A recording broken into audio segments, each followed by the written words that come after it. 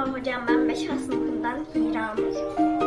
Sizin WhatsApp grubuna attığınız videolardan yararlanarak bu şekilde buzdolabı yaptık. İlk önce koli kartonunu keserek yapıştırdık ve içine raf yerleri yaptık, açılıp kapanma yerleri. Sonra dışına renkli kartonlarla kapattık.